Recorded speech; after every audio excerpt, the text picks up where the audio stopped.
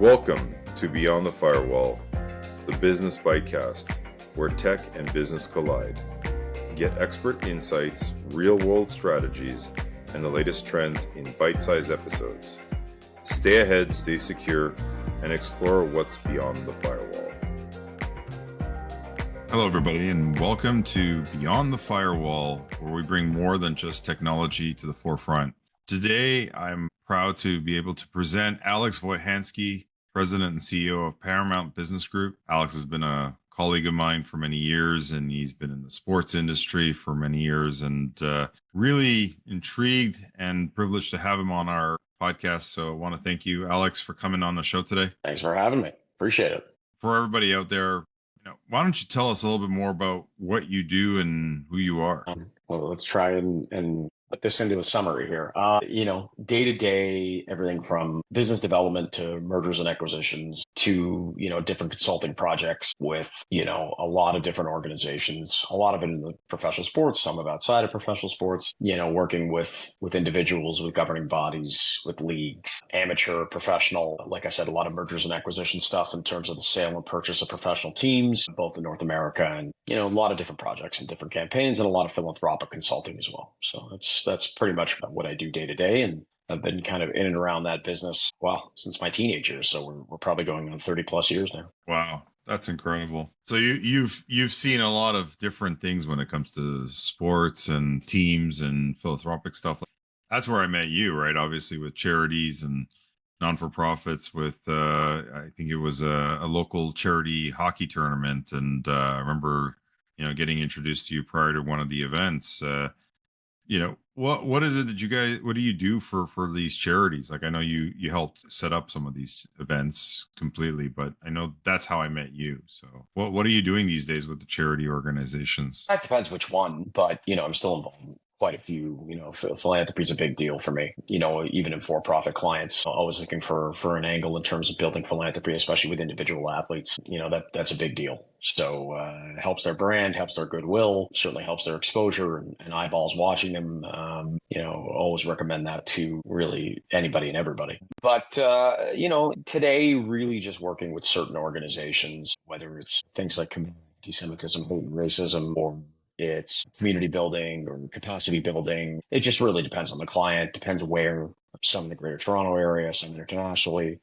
So, a myriad of different things. It's not really one specific thing, but, I've got my few passion projects that I'm involved in. And as I said, it means a lot to me and I get involved in it often.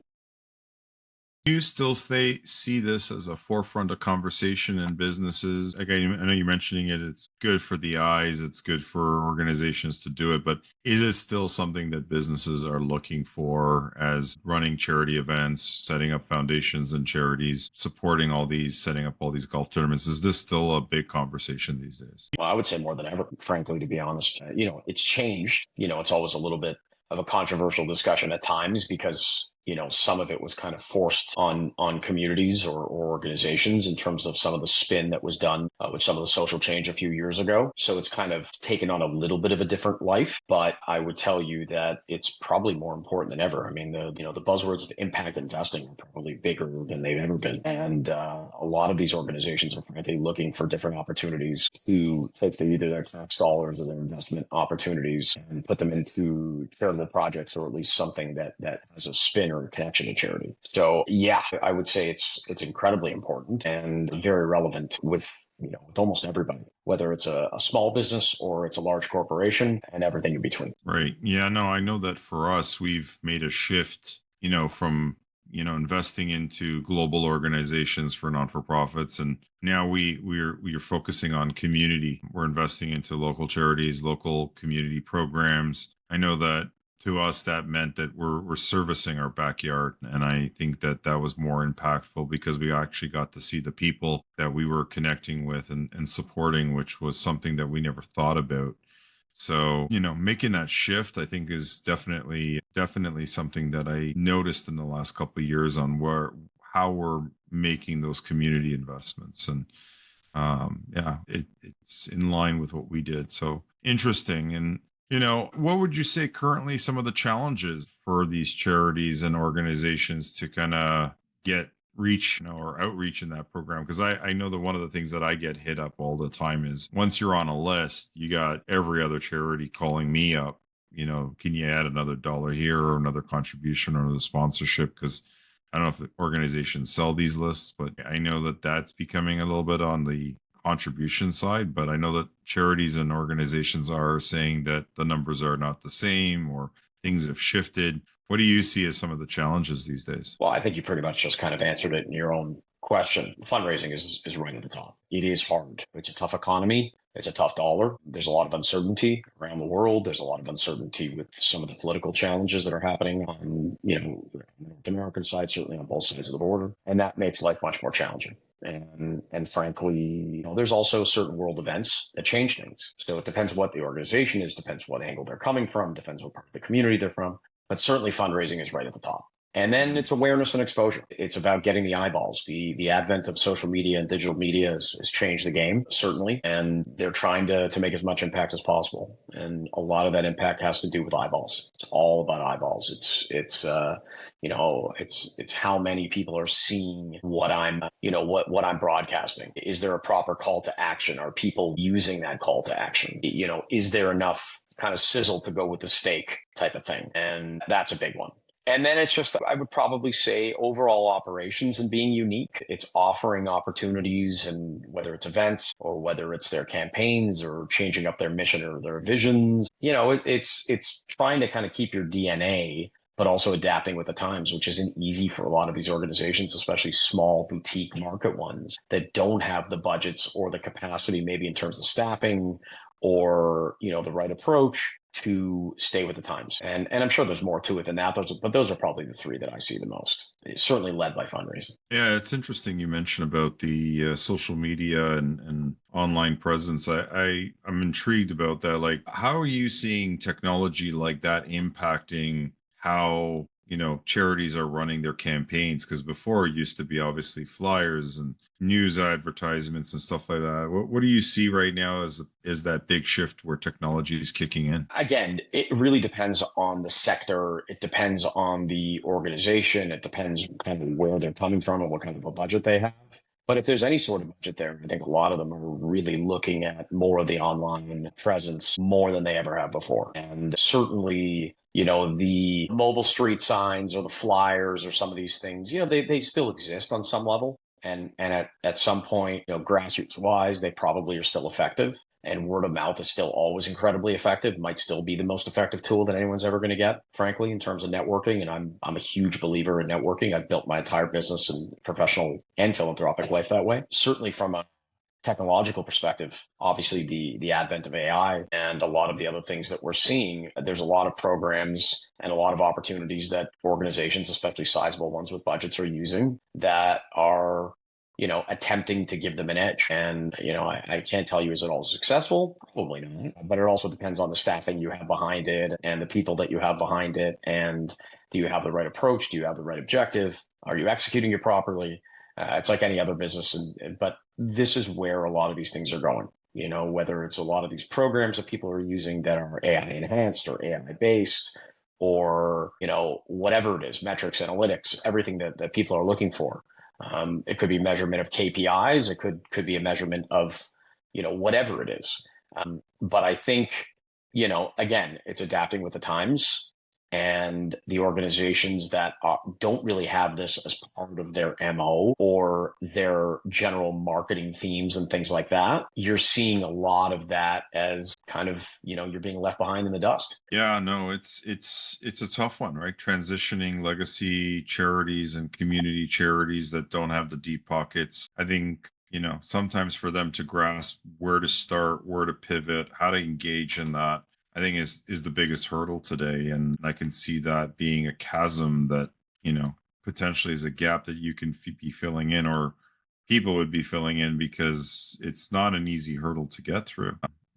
Definitely a huge opportunity there. So on the positive light, with charities making all these changes and economies of shifting and how communities are contributing, has there been a positive impact over the last few months or last several months on how communities are coming together, investments are being made in charities. What do you see today with the current trend in that regard? It's probably both. It's probably both positive and negative. I mean, it fluctuates. It's like when people will look at social media and they say, "Listen, some of these things are fantastic." You're able to kind of go through some of the, let's call it fake news or whatever, some of the stuff that's out there that people are just reading headlines on old school forms of media like television and things like that, or just hearing it on the radio, that they're now they're whether it's community notes or on X or some of the things that you see on other social media platforms. There is at least a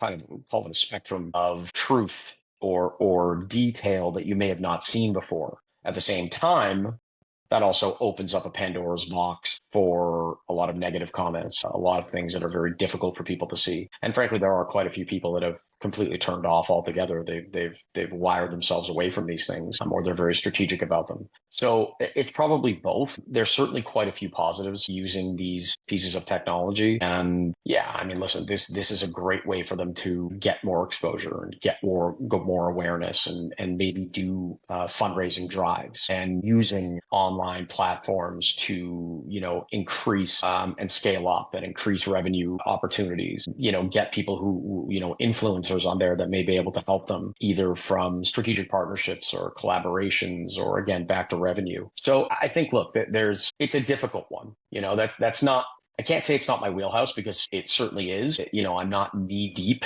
in that side of it to tell you the very specific metrics and analytics. I mean, there are people with with higher capacity and pay grades than myself in that world. But I've certainly seen the positives of it and I've certainly seen the negatives of it. But whether you like it or not, it's here to stay. And it has to be leveraged and executed properly for you to be a successful business these days. And certainly when I get clients, either philanthropically or for profit, it's always part and parcel, with the discussion. It has to be. It's what are your marketing objectives? What are you doing online? Is it working? Can it be adapted? Does it need to be tweaked and so on and so forth? So slightly complicated question, just from that sense, at least in the world that I'm in primarily. But yeah, I mean, it's like I said, it's here to stay. No, it's really cool. And you know what? I couldn't imagine being in running that because it's such a daunting task. It's you're trying to hit the masses, trying to get the most out of that funnel. You've got challenges on representing properly and obviously taking out some bad comments there, which today I find that social media can be used for good and bad, and attacking organizations is easy today, where before it was direct to their market and there was no distractions. So yeah, it's an interesting play, and it's an interesting time right now for charities because the audience becomes a lot more accessible, whereas before you had to acquire lists, or you hope that you got lists from previous attendees, and now you can literally go and do a Google campaign or Facebook campaign, and you literally click on a dog, and next thing you got 10 dog shelters hitting you up to support their shelter because you like dogs. So yeah, it's not hard to find new supporters of an organization. So interesting, you mentioned about for profit, and you're doing some mergers and acquisitions, you're doing for profit business. Why don't you give me a little bit more context on what you do on the merger side of things and M&A? Because obviously I think that's been a hot topic and a hot conversation over the last couple of years, with organizations being bought, sold, a lot of activity, especially when money was flowing. Where are things at these days on what you're doing in that space, and what do you see going on? Well, you're almost having two different conversations. In fact, you're having more than two different conversations. On the Canadian side, to make it simple, it's almost a ghost town. VCs and hedge funds and a lot of the usual investors who are typically fairly conservative and risk adverse to begin with have effectively almost shut their doors. The common conversation is, we're going to just continue to build our current investments. We've, gone in on companies. We're going to help them develop. We're going to help them expand. We're going to help them stay afloat. We're going to help them be successful. There's very little investment coming right now. Bay Street is, listen, it's always active, but it's a really quiet conservative active. And again, with the way the dollar is, with people having less disposable income, with a lot of uncertainty, obviously with the tariffs coming in, that adds another layer of discussion. So all of those things have made the Canadian market, at least in my world, fairly inactive and fairly quiet. So a lot of my M&A stuff is really coming out of Europe and specifically the United States. United States is the leader on that. Europe has its own challenges. You're definitely seeing some more stuff out of London and pockets like that. I would say the leader, certainly for me, is on the US side. And if I'm looking at the US side, you're looking at markets that have still done relatively well. So you almost go state by state, versus Canada, that you look at things as a whole. And a lot of it is obviously Toronto driven, just being the financial hub. There's still always stuff going on in New York, but I would say that South Florida is really kind of moving and shaking. You're seeing a lot of stuff in the Miami area. Brickell is one of the kind of the smaller version of Wall Street these days. A lot of the major corporations have moved there. A lot of the individual family offices and family foundations are now down in South Florida. You're seeing that in Texas. You're seeing that in other, let's call them red states or states that are a little bit more aggressive and assertive. And, there's always been a more of an assertive and aggressive manner in terms of investments and, wanting to move and shake and offer more deal flow and aggressively invest and look for distressed assets and things like that. And you just see a lot more of that. I think that's a little bit more of the American mentality. It's almost a little bit of a shoot first, let's talk later. The Canadian mentality is very much, it's methodical, it's tedious, it's conservative. Unfortunately, with some of the Canadian investors, by the time they turn around, the opportunity's gone. And this is the challenge. The US market works very differently. And certainly in the world that I'm in, it doesn't matter whether you're working on raising capital or you're working on bringing a strategic partner or you're working on any sort of acquisition or sale, you're really looking at opportunities where people can move, at least in somewhat of a quick fashion. I understand it's not going to happen overnight, but it also shouldn't be taking 6 months to get through due diligence. And some deals are bigger than others. Obviously, when you're in the sports world, you might be talking about multi-billion-dollar deals. Clearly, that's all the stars need to align. It takes a long time, and there are so many bumps in the road. It's a total roller coaster of what you got to get through. You see a little less of that when you're talking about smaller deals or smaller investments, LP versus GP type of stake and things. So, it's a difference, but certainly the American market, while there's definitely some uncertain times and things have taken a little bit of a hit there too, it's still moving. And there's still some, quite a few assertive investors, be it again, whether it's an individual, whether it's a family office, whether it's a corporation. And deal flow is much, much stronger. The majority of deal flow that I'm seeing these days are definitely coming out of the US. And that could be AI, that could be fintech, that could be electric vehicles, that could be anything. They're still coming. Doesn't mean that they're selling. Doesn't mean that they're getting the numbers that they want.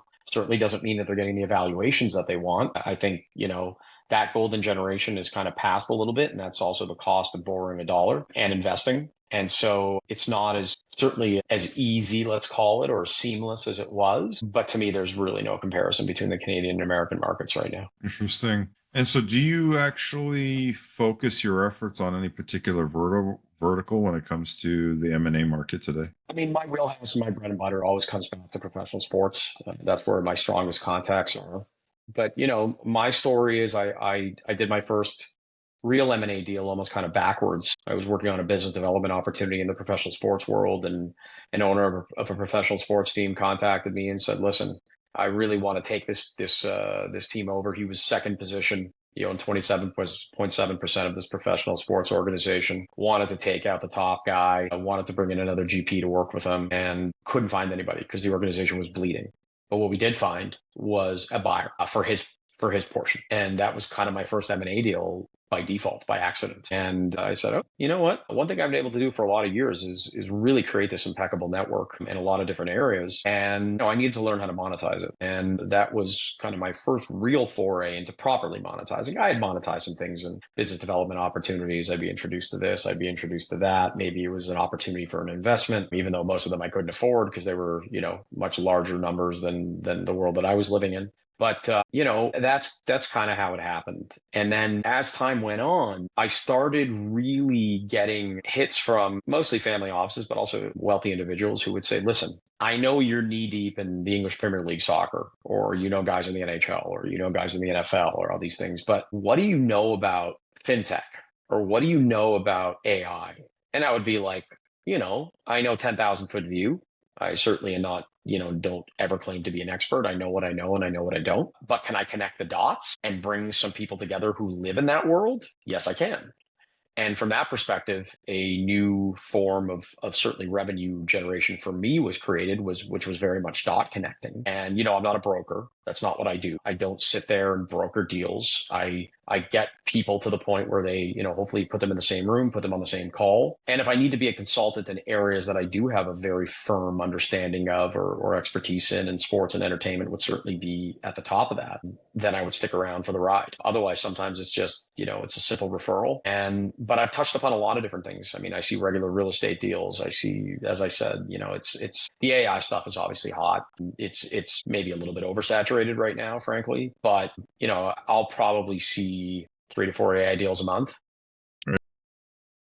How viable are they? I mean, they're always got some kind of unique tweak, and admittedly, many of those are above my pay grade. And knowing the deep technological side of things of what makes one thing significantly different over another. I understand it, high level view, but some things I'll be like, okay, I've got an expert on this. Let me go to my expert. Let's work on this together and let's put the right people in the room and hope that, they're a match. And, whether you're looking to sell or buy or invest or LPGP, whatever you're looking at, then, hopefully it's the right fit. And listen, especially after COVID, a lot of people had to pivot, including myself, and you have to diversify. And this is just part of the diversification strategy. And, you can always fit in your wheelhouse, but if you can diversify a little bit, it's almost like your portfolio. You don't necessarily want to throw all your eggs in one basket. It's one thing for you to be, I'm a dentist, I'm a teacher, I'm a whatever, that's your lane. But from an entrepreneurial perspective and from a person, that has a little bit of more of an unorthodox, path and business approach, it, is the smartest move for me to have my eggs in a few different baskets. It's pretty awesome. I was actually going to ask you another question, but you kind of phrase it like you're like a general contractor of connecting people on various conversations and topics, right? Between M&A and making deals happen. You're like, doesn't matter what the vertical is, you're just kind of putting the pieces together. And what I actually want to know is, and I would say this as a business owner and as an entrepreneur, there's one thing that's intriguing is about how you've built all these relationships and how you've networked. I'd love to understand how you even build that out, because at the end of the day, most people are usually stuck, within their 5-10 people that they know. You've broken barriers down here that are globally, right? At the end of the day, you've met people, you're working with people from around the world. Can you touch on some of the, networking skill sets? I don't need to know specific people, how you, who you're talking to, but how did you get out there and meet all these people? And how did you start? Where did you go? And, just to go show up into a room and everybody's there. Sure. Well, I grew up a competitive athlete and I wanted to be an athlete, and realized at a fairly young, early teenage to mid-teenage years that was not going to happen for a myriad of reasons, and quickly pivoted to, but I want to stay in this world and I'd like to be on the business side of things. And so I was given a few different opportunities. I won't go into detail, but I was given a few different opportunities as a young person. And those opportunities allowed me to meet people at that time in the pro sports world, primarily in the NHL, that were general managers, they were agents, they were executives, they were directors of scouting. And I was doing a lot of stuff with different organizations near the draft. And that kind of put me in a position where you were kind of forced to speak to people that, may be intimidating to speak to, that had public names. Because listen, it's one thing to speak to a C-level suite at a corporation, but a lot of these people have no, the great, majority of people have no clue who's the CFO of a certain organization. But you know who the general manager is of an NHL team, especially living in this country. And so I was forced to be put in those situations, and, relatively decent gift for gab. And I was able to speak to them. And that's kind of how the journey started. It was at least figuring out and exploring, okay, what can I say to people? What are the touch points? Trying to be a good listener, trying to touch upon buttons that that you could engage with them. And, that's why people say sports, certainly from that perspective, is the great equalizer, because it doesn't matter what you look like or who you are. Sports is that one that brings people together, whether you're a fan of the same team or you love the same sport, or, you're watching the Super Bowl, the Stanley Cup final, the Olympics, whatever it is. It's the same thing that people say they do business on a golf course, right? It's it's it's a little more relaxing. People are out there. You're a little looser. You're having a good time, and so on and so forth. So I found it pretty quickly from that perspective. That's what allowed me to kind of start networking and understand what it took to somewhat get into people's heads and also to become part of the conversation. So we started with that. And then from there, I made it a point in almost every room that I walked into, not to leverage anything, even though some people will look at it that way, but really just to dissect, almost analyze, who you're speaking to. And, my parents taught me from a very young age that you need to be a well-rounded person, that the last thing you want to do is get into a conversation where people are speaking. You don't have a clue what they're talking about. It's going right over your head. It's almost an embarrassing situation where you're like, okay, I'm going to kind of sidestep my way over here because I don't have a clue what you're talking about. And look, if it gets into crazy details, sure, if that's not your world, you're not going to know. But, whether it's current affairs or whatever it is, politics, sports, entertainment, business, different things like that, I would always try to get a pretty good understanding, at least from a 10,000 foot view of these things. And so I could walk into a room and I could speak. It doesn't always mean that I'm going to be an expert on the subject. In fact, most of the time I'm not, but at least I can handle a conversation. So that helped the networking aspect as well. And like I said, I went to conferences. I went to a lot of different events. I spoke to a lot of people. I met a lot of different people from walks of life. Was never embarrassed or ashamed to speak to them. Certainly there are times where you're like, okay, I may not be in the mood today, or I may not want to do this as aggressively. And that does happen. It happens with all of us. But, I made it a point to walk into rooms and not necessarily to own the room, but at least to cast a little bit of a spotlight on myself where I could talk about things. And again, it's not to always go back to sports, but, sports is a sexy subject. People like it. Influencers from that world, the entertainment, the film, the music. This is typically what most people like, especially younger people, but most people in general. Whether it's your favorite show, your favorite movie, your favorite team, those things pick up conversations and they take the pressure off because people could talk about that. And that was a part of it. And then as time went on, you add the technological aspect of it. And it might have been, I want to be friends with you on Facebook. And then eventually it really became, LinkedIn became a huge tool. And especially after COVID, where I was connected to certain people, but it was more of like a, hey, we're in the same field, or hey, we know some of the same people, let's get connected. And then who knows if you're ever going to speak to them, right? You may never connect with them. It's been like, okay, great. I'm now up to 4,000 connections. Wonderful. How many of those 4,000 connections am I actually speaking to? After COVID, people had time. And when you had time, including myself, and some of my business effectively became, to be honest, somewhat non-existent during that time. While we sat around, I couldn't get across the border. I couldn't go see clients. I couldn't do this. I couldn't do that. And so it gave you the time. So I was like, okay, let me go through my, my LinkedIn Rolodex. And there are some people here, some great people that I have never, ever really spoken to. And let's see if I can connect. And that became hundreds, if not thousands at one point.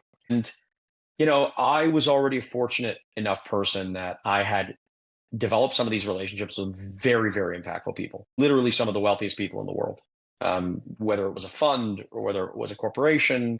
And again, it was meeting them at different events, going, I do a lot of business, like I said, in South Florida. I would do stuff in LA, I would do stuff in Chicago, occasionally New York, obviously here in Toronto, a few other areas in Canada. And then, whether you're having calls with Hong Kong or you're dealing things with the UK, I really kind of got to know and develop strong, positive working relationships with a lot of very, very influential people. And, as hard as it is to network, that's a hard part. It might be harder to understand how to monetize that. And that's where most people, I believe, fail. And I'm far from perfect at it. I struggle with it every day. Knowing people, talking to people, connecting with people for the most part, at least for me, has never really been a problem. Speaking to them, even public speaking. Like if you throw me in a room of 1,000 people, I'm not getting nervous. I'll be fine. I was always very comfortable with that. Monetizing those things, how to do it, whether that's on the for-profit or nonprofit side, is the challenge. It's always the challenge. And, even when you're offering something fantastic, there might be 10 people offering the exact same thing. So that is, for me, what is probably the biggest challenge day to day. And I believe what is the biggest challenge for most people. One is networking, but once you develop that network, what do you do with it? It's nice to know that you've got 15 to 20 billionaires, let's say, for argument's sake, in your contacts in your phone. But are they picking up when you call? Right. Are they offering you opportunities to invest with them in certain things? Can you get in the room for a meeting? Can you get them out to your charitable event? Like, all of these conversations have to, you got to figure that out. And if it's a no, then, to be honest with you, yeah, it's a nice show off piece and say, hey, I got, ABC in my Rolodex. Well, wonderful. What are you doing with them? Oh, nothing. Okay. Well, then it defeats the purpose. So those are almost two separate conversations, but they very much connected to the two. And then there are for some people that are just very shy, and you got to kind of break out of that mold. But for me, the monetizing of it was always the most challenging versus the connecting with people and network. Yeah, I agree with you on that because, when I started my company, it was the biggest challenge and the biggest hurdle, I think, at every stage of my business was to get out and do something about it because, we get stuck behind our desk. We actually end up doing, the day-to-day work, working in your business and, emailing customers, talking to customers, doing whatever work that you need to do if it's a product or a service. But then there's all these networking opportunities, and most people just get stuck behind their desk and don't make the time and effort. And, I would say that one of the biggest things that I learned early on was making time to invest into all those events and putting myself out there and building that Rolodex. I'll use that because I'm old enough to say that, because when I tell anybody under 30 what a Rolodex is, they're looking at me like, what is that? That's why I use it. I use it all the time. I can't get it out of my vocabulary. Right? Yeah, I know. And so, like, if you're under 30, it's just contact list, but if you're over 30, I'm sure you know what a Rolodex is. So, at the end of the day, like, monetizing that and building that out, is an interesting challenge, and having that, call it, active discipline to engage and be relevant to all those people. Because some people out there, when you talk about LinkedIn, I get, I think, like 20, 30, 50 people a week trying to be my friend on LinkedIn, and I'm like, do I even know you?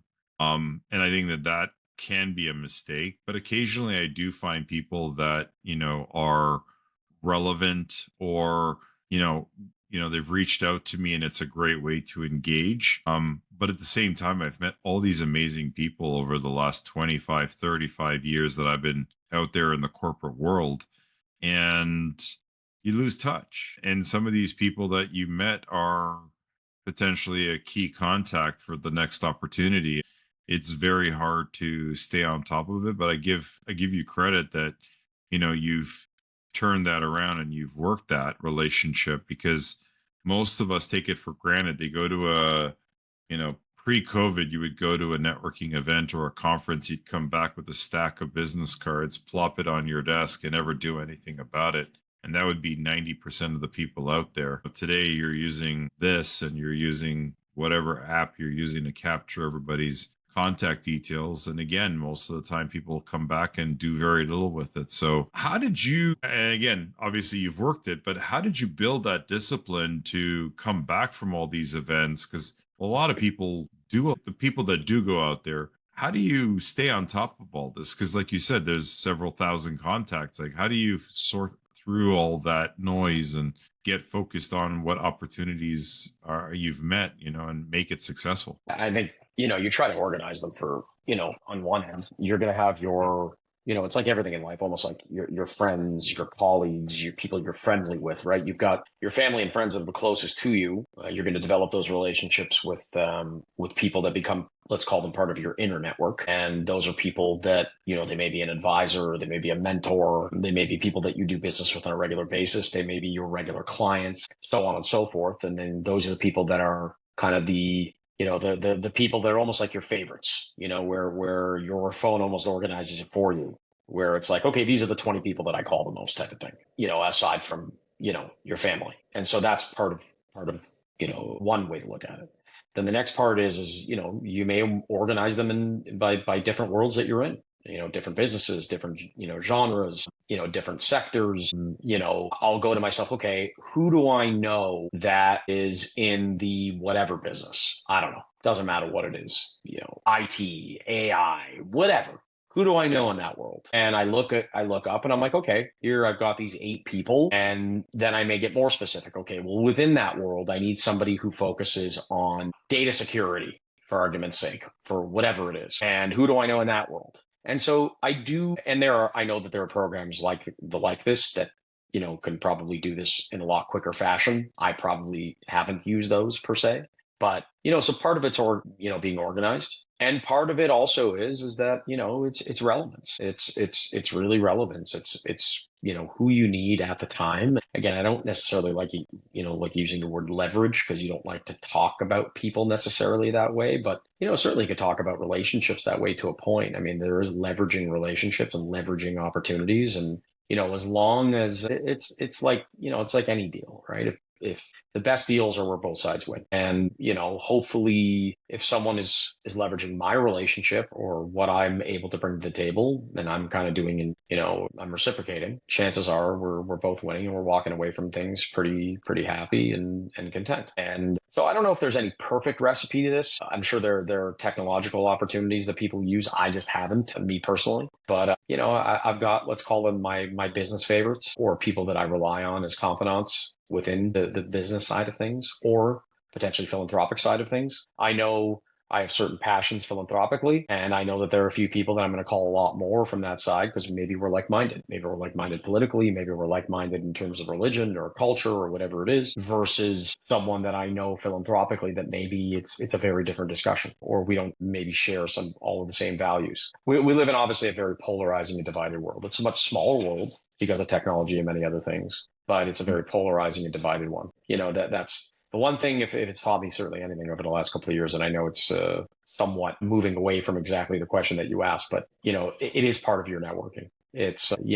given the world that we're in, you certainly want to be around positive people and people that you want to speak to, and that you don't want them to waste your time. Or, there's certain areas of business and life are apolitical, but there are many areas where, there are certain, I guess call them milestones, or certain things that happen in this world. And that also opens your eyes of who you want to be around. And I think if you're relatively a positive person, you're ethical, you have your morals, you work hard, and you're able to bring value. I mean, value is it's a massive buzzword, but it's the key, right? I mean, if you're going to network, and it's not because you should not speak to everybody. There may be some people who, who might be, I don't know, the janitor at the building that offers you considerable value. But I'm just saying that you've got to look at kind of the value, and you've got to go through and dissect through your contact list. And, it's almost like a spring cleanup. Every so often you got to go through and you got to be like, okay, maybe I don't need this one, or maybe here's an area. Wow, I just got pitched this deal. I totally forgot about this guy. Let me, so you do have to be organized. And, I know it's a long-winded answer, but, that's at least the way I do it. I do my best to get them organized, and I do my best to try and keep things where I know if I'm looking at something specific, I can refer to that list, and that will help. Yeah, and I think that it's going to get more interesting now that we have the ability to also use AI, and I think that's going to be coming interesting once Microsoft invests a little bit of AI into LinkedIn. Being able to sort, being able to filter, being able to reach out to people. I think we're just at the dawn of how technology is going to really catapult our ability to communicate, no different than like in the last 5 years. This technology that we're doing right now with video conferencing was kind of like sporadic, and now is almost the preferred method of communication. I rarely just pick up the phone these days. So it's going to be interesting as we're going through this evolution of communication and technology and evolution. I can't wait to see how it all pans out. We're in an interesting time right now. Canada is looking at tariffs. We've got, a pending election that I think on Sunday, we're going to hear that we're going to have a snap election in the next 30-60 days. We've got tariffs. We've got stuff going all over the globe.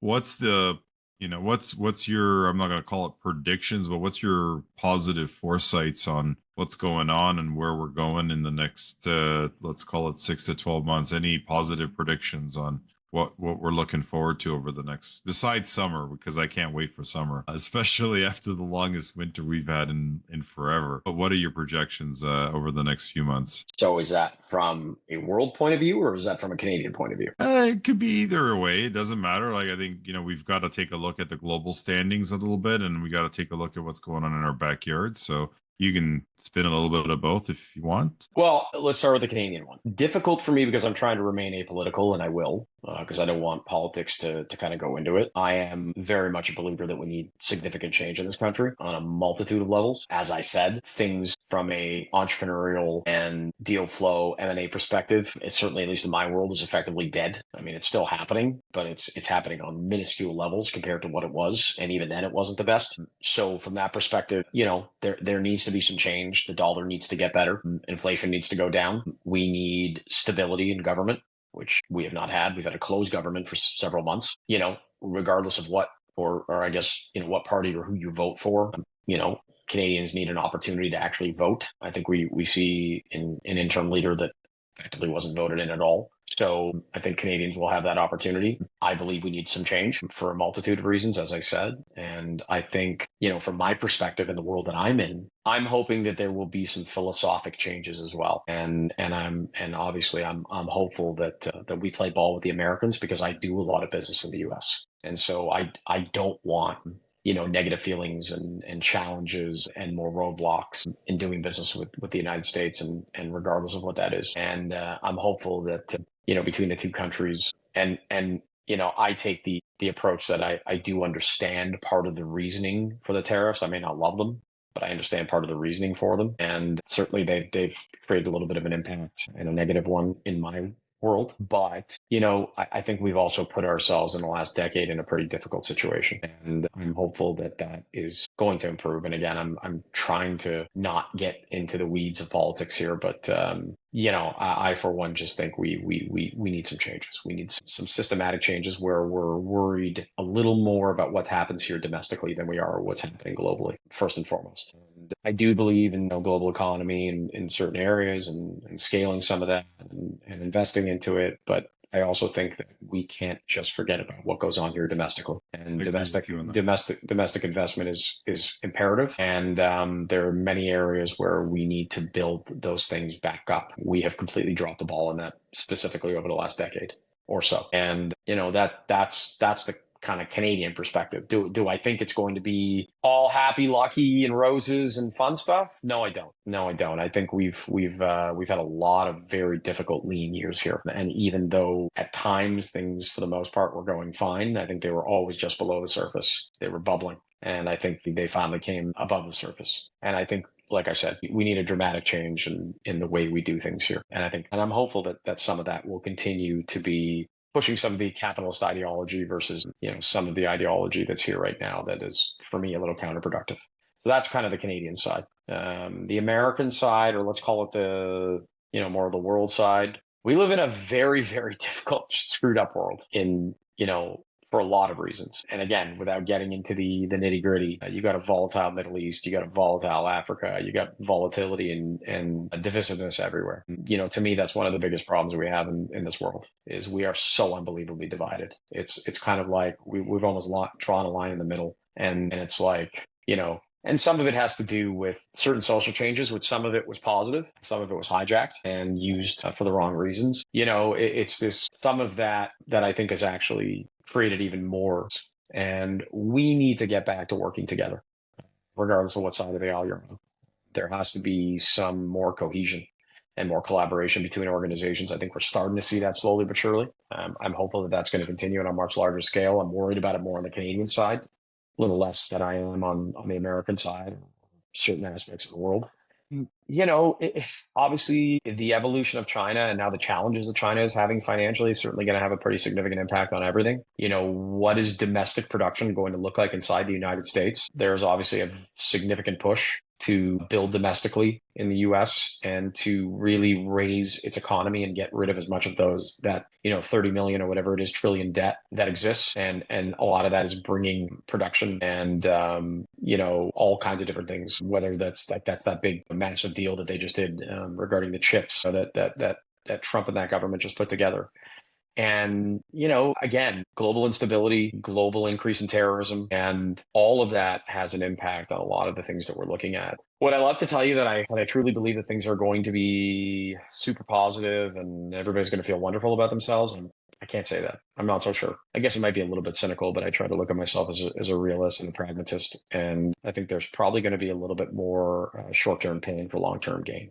But I'm hopeful that with some changes, be it either politically or with certain organizations around the world, that we can get back to, kind of that Western culture and Western way of life when it comes to business and investing. My parents are from a communist country that immigrated here. And certainly, they moved away from that to get away from it, not to see remnants of it coming to what we see now.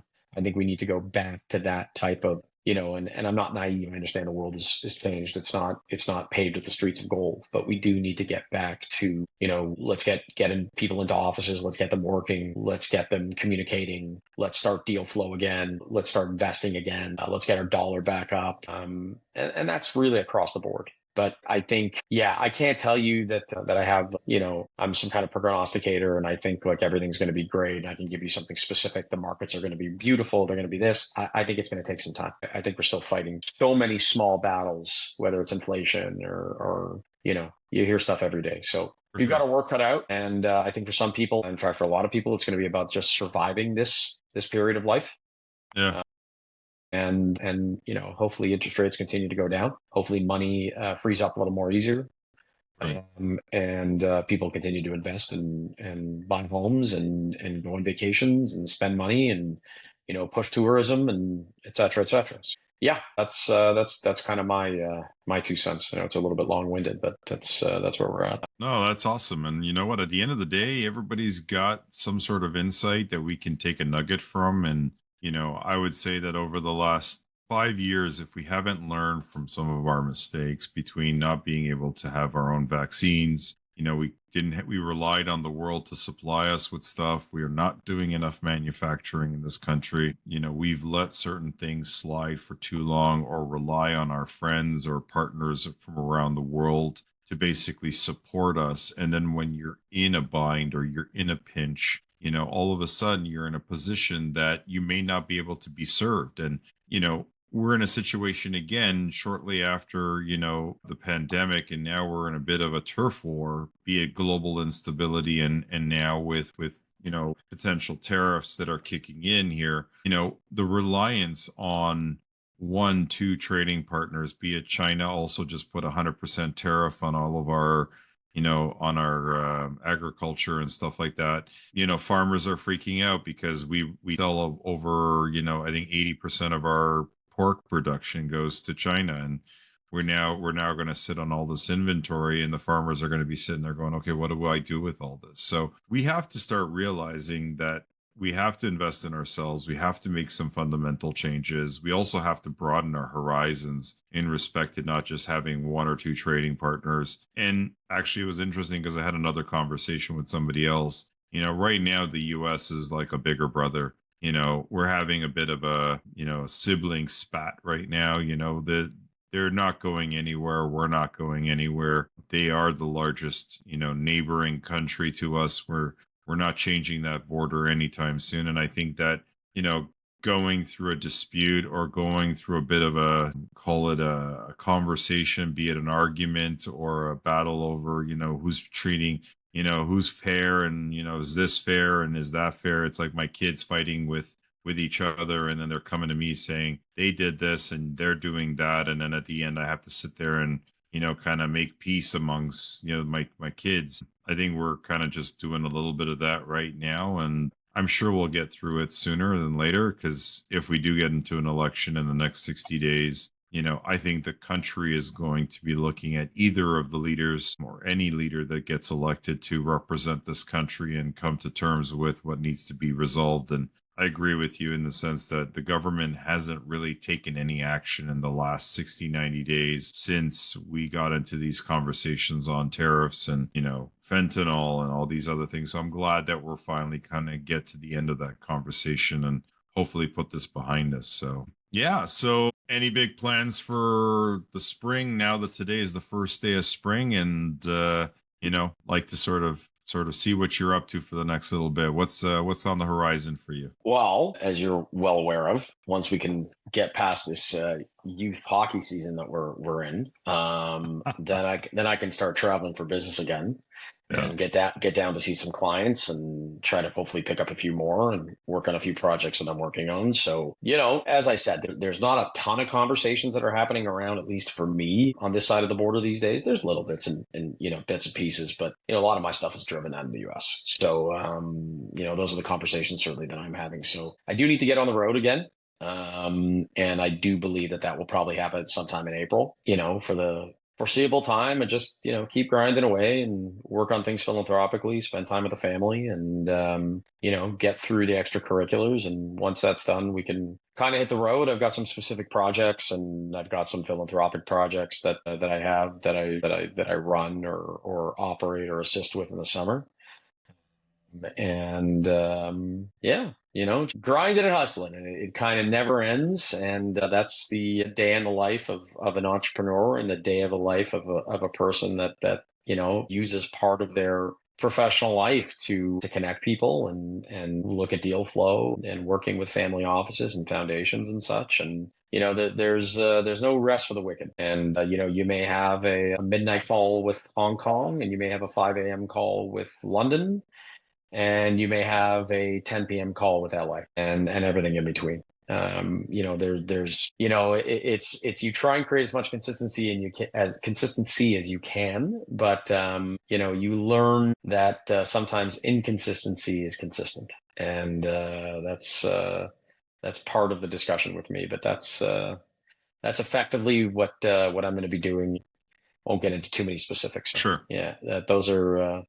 That's the general prognosis for the next little while, and hopefully just some more warmth. We're, as you said, we're all exhausted, I think, of this never-ending winter, and we kind of thought we were out of it, and then apparently it's going to snow again in the next few days. So it's fun times. I know, it's crazy. I went out last night and right after work, and it was snowing up in Markham, which was insane because we were like 20 degrees Celsius on Tuesday, Wednesday, and next thing you know, we're back to like -1 and snow. Alex, welcome, right? Exactly. Alex, I want to thank you for coming out on a show. Thank you to all our listeners. If you're enjoying our show, please like and subscribe to our podcast, again, Beyond the Firewall. Thank you, everybody, for listening. Really appreciate it, and looking forward to seeing you at the next one. Have yourself a great night. Thank you. All right.